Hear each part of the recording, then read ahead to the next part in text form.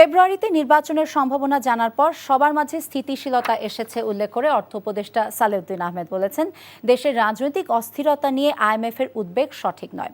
আর NBR এর স্বচ্ছতার অভাব আছে, অধ্যাদেশ বাস্তবায়ন হলে কর্মকর্তাদের অসুবিধা হবে না বলেও জানান তিনি। রিপোর্টে আরও জানাচ্ছেন রকুনউদ্দিন। যৌক্তিক সংস্কারের দাবিতে ২২ জুন থেকে আবারও আন্দোলন শুরু করেছে এনবিআর সংস্কার ঐক্য পরিষদ। টানা তৃতীয় দিনের মতো বুধবারও এনবিআর সহ সারা দেশে শুল্ক কর কার্যালয়ে কলম বিরতি কর্মসূচি পালন করা হয়েছে।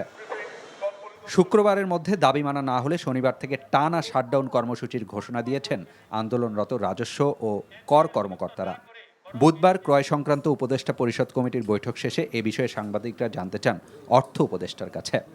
জানান, বৃহস্পতিবারের বৈঠকে সমাধান মিলতে পারে। এনবিআর তো আমরা রিফর্ম করছি কেন? এনবিআর ভেতরে আপনার অনেক রকম ইস্যু আছে, ডিসক্রিপেন্সি, অ্যাকাউন্টেবিলিটি নাই, ট্রান্সপারেন্সি নাই, তাই না?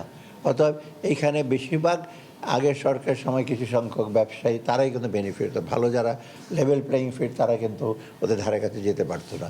অতএব তাদের ব্যাপার হতো এটা। আমি একটা অনুমান করে বলছি যে এখানে কিছু স্বার্থ আছে, না হলে হঠাৎ করে ওদের ক্যারিয়ার টেরিয়ার নিয়ে এত চটে গেল। আমরা দেখছি, আমি একটু ধৈর্য ধরছি। এদিকে রাজনৈতিক অনিশ্চয়তা সহ 4 কারণে বাংলাদেশের অর্থনীতি এখনও খারাপ অবস্থায় আছে বলে মনে করে আন্তর্জাতিক মুদ্রা তহবিল আইএমএফ। এ বিষয়ে জানতে চাইলে অর্থ উপদেষ্টা বলেন, সরকারের সংস্কার কার্যক্রম ও দেশের আইন শৃঙ্খলা পরিস্থিতি নিয়ে বিশ্বব্যাংক, আইএমএফ সহ উন্নয়ন সহযোগী সবাই সন্তুষ্ট।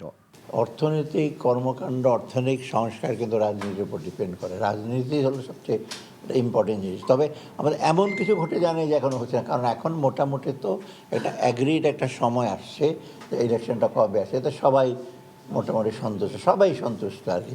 তো এখন সেটা রাজনৈতিক অনিশ্চয়তা। তবে ওরা চিন্তা করছে যে বাইরে থেকে ওরা ভাবে যে ফেব্রুয়ারি হবে কি না হবে, তো আমরা তো বলছি হবে। বিদেশি বিনিয়োগ এখন কিছুটা কম, কিন্তু পরিস্থিতি সরকারের নিয়ন্ত্রণে ও সহায়ক পরিবেশ বজায় রাখতে পারলে তা বাড়বে বলেও আশা অর্থ উপদেষ্টার।